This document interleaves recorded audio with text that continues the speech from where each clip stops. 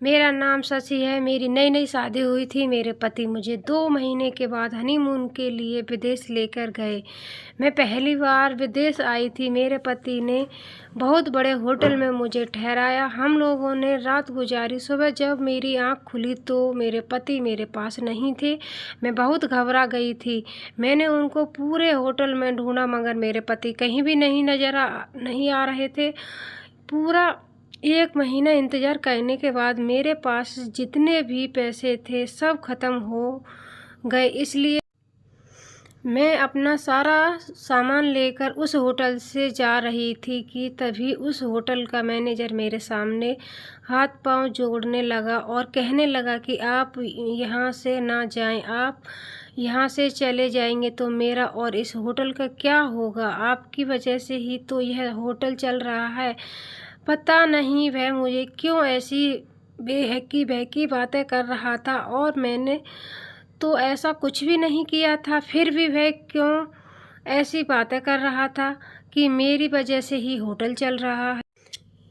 मुझे मैनेजर ने होटल से बाहर नहीं जाने दिया और मेरा सामान लेकर मेरे रूम में ले जाकर रख दिया और कहा कि आप यहाँ से नहीं जा सकती हैं। आप मेरी बात मान हम लोगों को घर आपकी वजह से ही चल रहा है। और यह कहने लगा कि आप अपने पति की चिंता ना करें, वह जहाँ भी होंगे सही सलामत होंगे, मगर आप फ़िलहाल अपने कमरे में जाइए। आपको किसी चीज़ की ज़रूरत हो तो बेझिझक हम लोग को बताइएगा। मैं उन लोगों की बात की सुनकर वापस होटल अपने कमरे में आ गई और सोचने लगी कि होटल वाले मुझे इस तरह इज्जत क्यों दे रहे हैं। आखिर मैंने किया क्या है?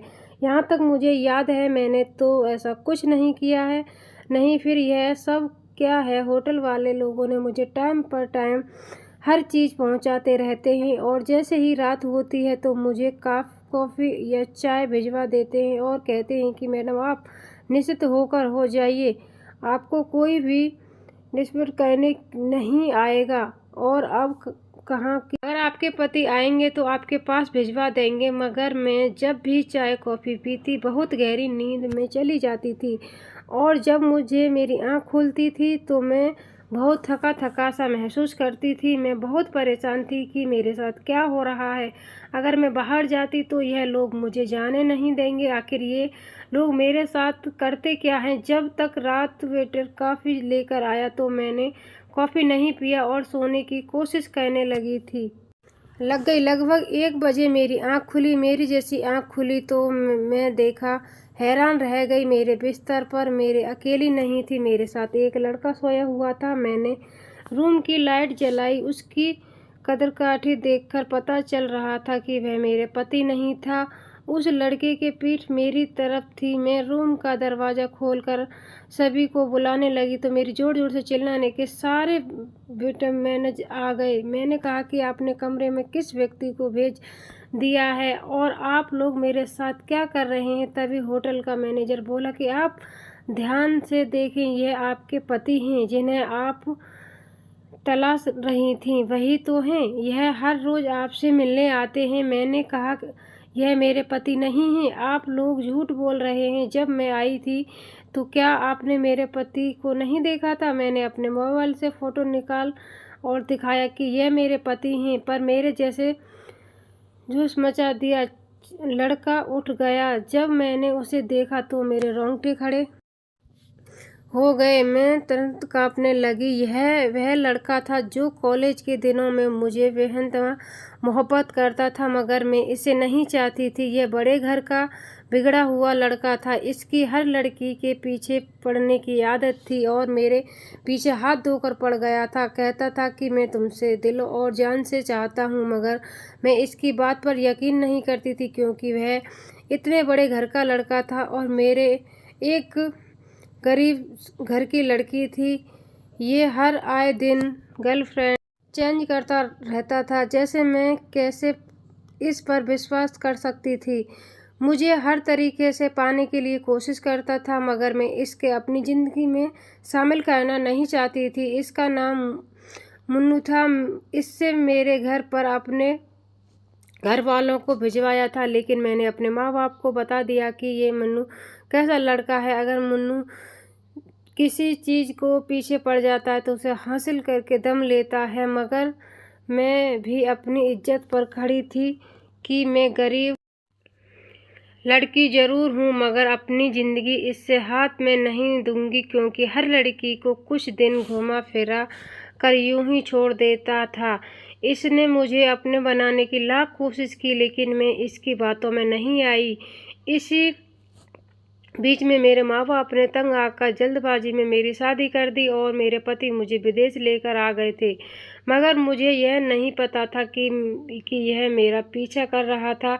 मुझे पक्का यकीन है कि किसी ने मेरे पति को कहीं छुपा रखा था। मैंने होटल मैनेजर को कहा कि आप क्यों मेरे साथ पाप करते थे, किसी ने कुछ किया था। तभी होटल के मैनेजर ने कहा कि हाँ, इन्होंने कहा था कि आप उनकी पत्नी हैं और आपके दिमाग की हालत ठीक नहीं है, इसलिए हर रात में हमें एक दवाई देते हैं कि आपको दवाई खिला दी जाए, क्योंकि वह मुझे सामने दिखती रहे तो मरने की दौड़ती। और यह काम करने के लिए बहुत सारे पैसे दिए थे। जब आप दवाई खाकर सो जाती थी तो यह आपके कमरे में आते थे, मगर मुझे नहीं पता था कि आपके पति नहीं हैं उनकी, और ये कल हमारे होटल में ठहरे हुए थे, उनकी वजह से हमारा होटल चलता है। मुझे लगा कि आप उनकी पत्नी हैं, इसलिए आपको यह रोकने के लिए जोर जबरदस्ती करने लगा था। मुझे नहीं मालूम था कि यह आपके प्यार में यहाँ तक आएगा। कहीं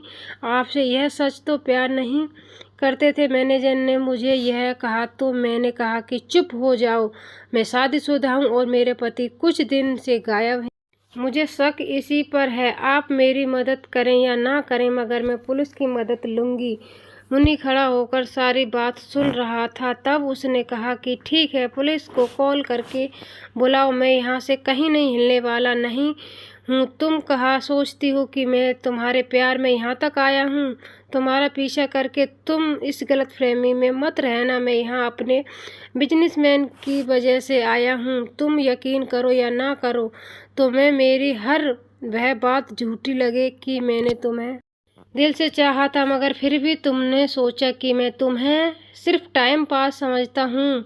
मगर यह तुम्हारी गलतफहमी थी। तुम्हारी वजह से ही मैं इतना सुधर गया हूँ कि मैं खुद का बिजनेस में इतना आगे बढ़ा लिया हूँ कि मैं अपने बिजनेस डील करने के लिए आया हूँ, मगर यहाँ तुम मिल गई। मैंने कहा तुम झूठ बोल रहे थे। तुमने मुझे पाने के लिए क्या क्या नहीं किया, और यह सब करने के पीछे तुम्हारा मकसद है। तुम सीधे सीधे मेरे पति का पता बता दो। तुम ही ना मेरे पति को किडनैप किया है, कहाँ छुपाया है? अगर नहीं बताओगे तो मैं पुलिस को सारी बात बता दूंगी कि तुमने मेरे पीछे आकर मेरे पति को किडनैप कर लिया है। अभी भी वक्त है, बता दो, मैं तुम्हें पुलिस के हवाले नहीं करूंगी और मैं अपने पति को लेकर यहाँ से चली जाऊंगी। मुन्नी ने कहा कि मैं तुम्हारे पति को किडनैप नहीं किया हूँ। मैंने कहा इत्तेफाक नहीं है तो हो सकता कि तुम आए और मेरे पति गायब हो गए। तभी मुन्नी ने कहा कि तुम्हें अपने पति पर बहुत भरोसा है ना? तुम बस उसे कुछ दिन से जानती हो और उस पर इतना अंधा विश्वास करने लगी, और मैं तुम्हें कब से जानता हूँ, फिर भी तुम मुझ पर विश्वास नहीं करती हो। मुन्नी ने कहा तो क्या तुम जानती हो कि मुझे तुम्हारे कमरे में किसने भेजा था, और यह प्लानिंग किसकी थी? तुम्हारे पति की थी। इसके लिए तुम्हारे पति ने मुझे बहुत सारे पैसे लिए थे।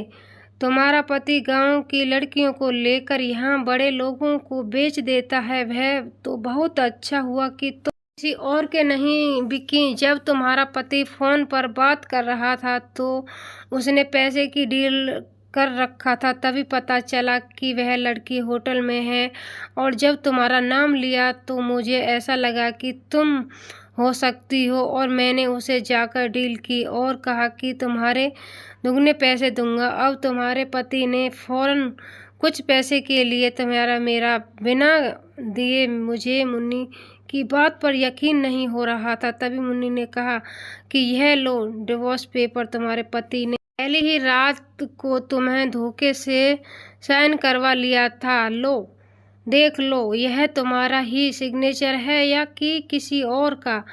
और हाँ, साथ में अपने पति भी देख लो। अगर यकीन नहीं हो रहा तो मैं उसकी बात पर यकीन नहीं कर रही थी। मुझे ऐसा लग रहा था कि सुल्तान मुझे अपने पति के खिलाफ भड़का रहा है और मैं अभी भी उसकी बात पर यकीन नहीं कर रही थी। तभी मुन्नी ने कहा कि रुको, मैं तुम्हारे कुछ दिखाना चाहता हूँ। आज रात बुर्का पहन कर आना। मैं तुम्हारे पति के पास ले चलूँगा अकेली। अगर यकीन नहीं हो रहा तो तुम पहले सारी बात पुलिस को बता दो, फिर उसके बाद तुम मेरे साथ चलो, क्योंकि तुम्हें मेरी बात पर भरोसा नहीं है। इसलिए जैसा मैंने कहा है वैसा कर लो। मैं उसकी बात पर थोड़ा सा भरोसा किया और कहा कि पहले पुलिस को इन्फॉर्म करूँगी, उसके बाद तुम्हारे साथ चलूँगी, क्योंकि तुम्हारा कोई भी भरोसा नहीं है। मुन्नी मुझे कहीं ले गया। वह बहुत सुनसान जगह थी। फिर एक घर में उसने से मेरा पति बाहर निकला। मेरे पति ने मुन्नी से कुछ कहा कि मेरे पति मेरे पास आए, और जैसे ही मेरे करीब आए तो मैंने अपने मुंह खोल दिया और उन्हें भड़क लिया और कहा कि आप मेरे लिए, मुझे और कुछ नहीं चाहिए। मैं बस मुन्नी के पीछे इसलिए आई थी कि वह आपके बारे में पता नहीं क्या क्या बोल रहा था। मुझे भरोसा था कि आप ऐसा कुछ नहीं करोगे। मुझे पूरा यकीन था कि मुन्नी ने अपने किडनैप किया है। मैं मुन्नी पर यकीन कर इसलिए इसके साथ आई, क्योंकि उसी से जरिए मैं आप तक पहुंच सकती थी। यह आवाज़ जब मेरे पति ने सुनी तो वह ज़ोर ज़ोर से हंसने लगे। मैं बहुत डर गई और मेरे पति ने मुझे ज़ोर से पकड़ लिया और कहा कि वह तुम्हारे यहाँ लेकर आया है। मुझे किसने किडनैप किया है? सारे सवाल तुम्हारा दिमाग में घूम रहे हैं होंगे। सच में कोई किडनैप नहीं हुआ हूँ और मैं अब तुम्हारा पति भी नहीं हूँ। मैं तो तुम्हारे कब से बेच दिया हूँ। जब मैंने बात सुनी तो मुझे झटका लगा और अभी मेरा पति मुझसे बात ही कर रहा था कि पुलिस की आवाज़ आई। पुलिस की आवाज़ आती है। मेरे पति ने मुझे 2 थप्पड़ लगाए और कहा कि तुम्हें पुलिस को इन्फॉर्म क्यों किया है। इससे पहले कि वह भागता, पुलिस ने उसे घेर लिया और मेरे पति को पकड़ ले गई। पुलिस ने बताया कि कब से ये हम लोग किसी की तलाश में हैं। यह लोग बहुत दिनों से यह काम कर रहे थे। इतनी लड़कियों की कंप्लेंट हमारे पास थी, मगर कोई सबूत नहीं मिल रहा था। यह तो बहुत अच्छा हुआ कि आपने हिम्मत दिखाई कर अपने पति को यह पकड़वा दिया। मैंने कहा कि कुछ नहीं, यह जो मुन्नी खड़ा है ना, इसी ने सब कुछ किया है। आप इसका शुक्रिया अदा करो। मुन्नी ने फिर मुझे विदेश से अपने गांव ले गया और सही सलामत मेरे माँ बाप के पास पहुंचा दिया। मेरे साथ जो भी हुआ सब मेरे माँ बाप जान गए थे। और फिर जब मुन्नी वापस जा रहे थे तो मैंने उससे माफ़ी मांगी और कहा कि मैं तुम्हें कितना गलत समझती रही थी, जबकि तुम मेरी मदद कर रहे थे। अगर तुम मेरी मदद ना करते तो मैं अपने माँ बाप के पास कभी नहीं आ पाती। मैं तुम्हारा शुक्रिया अदा कैसे करूं? तुम्हें मेरे ऊपर बहुत बड़ा एहसान किया है। यह एहसान मैं कैसे उतारूंगी? मुन्नी ने कहा कि एहसान बस एक तरीके से उतर सकता है कि तुम मुझसे शादी कर लो। जब उसने यह बात कही तो मैंने कहा, अगर मेरा एहसान ऐसे उतरेगी तो मैं तुमसे शादी करने के लिए तैयार हूँ। तभी मुन्नी ने कहा कि अभी भी तुम मुझे दिल से अपना नहीं चाह रही। मैंने कहा, ऐसा नहीं है, मैं तुम्हें चाहती ज़रूर थी, मगर मैं डरती थी कि तुम मुझे बीच रास्ते में ही छोड़ जाओगे। इसलिए मैंने अपने दिल को समझा लिया था और मैं तुम्हें दूर होती रही, क्योंकि मुझे यकीन था कि तुम मुझे भी लड़कियों की तरह छोड़ दोगे, मगर तुम तो मुझे दिल से चाहते थे। आज मुझे एहसास हुआ ज़रूरी नहीं कि हम जैसा सोच रहे हैं वही सही। कभी कभी हमारी राय किसी को लेकर गलत भी हो सकती है, इसलिए सामने वालों को भी अच्छी तरह से जाने और समझे तभी कोई फैसला ले। तो आज की स्टोरी कैसी लगी? उम्मीद करूँगी पसंद आई होगी। तो मिलते हैं एक नेक्स्ट स्टोरी में, तब तक के लिए बाय बाय।